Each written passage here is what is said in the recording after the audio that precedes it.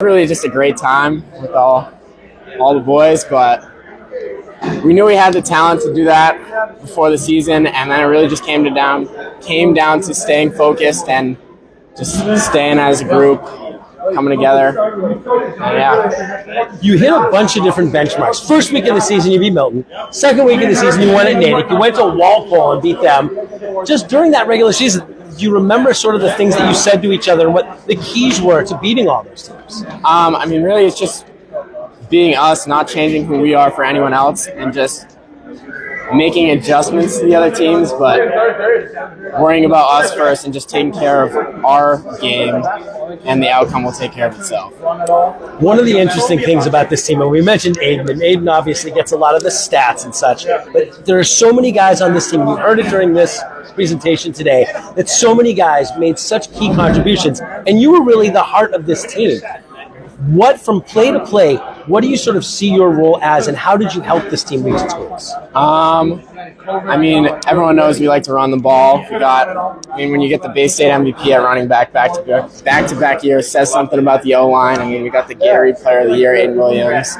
I would just say that, when it's, third and a little bit longer, and we're not positive we can get the yards running, just to make a catch in a timely situation, and just to hold my blocks and make sure my guy's not making the play.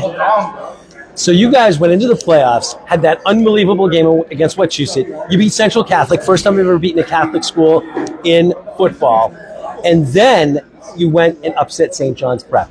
What was that like, being the number one ranked team in the pouring rain, mind you? That was a scene. That was something special. I'm sure all of us are going to remember for the rest of our lives, and it just meant the most to our friends, to us, and I think to the town in general. And yeah, it was just a great day.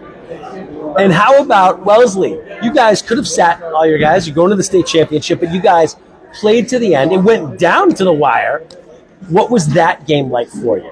I mean, everyone knows Needham Wellesley is the game you highlight on the schedule for the end of the year, and it just wouldn't be fair of us to belittle the rivalry for the Super Bowl, because it means a lot to all of us, a ton to all of us, but just to continue, because we don't like Wellesley, they don't like us, and we weren't going to let them beat us. And finally, you get to go to Gillette Stadium. I was telling Aiden during halftime, I got to go down on the field to get some video, do some reporting and stuff like that about what was going on at halftime. And for you guys, and for you, what was it like being down on that field, playing in front of the atmosphere? I mean, it was something so special that I'll remember for the rest of my life, and really just don't have words for it. Despite the result, this season was just something really special. And just put an exclamation point, how you feel about these guys, about this team, and about this town. Yeah, I mean, it's going to sting for a little while, but just there's no other group of guys I'd rather would have done it with, and we're all just such close friends.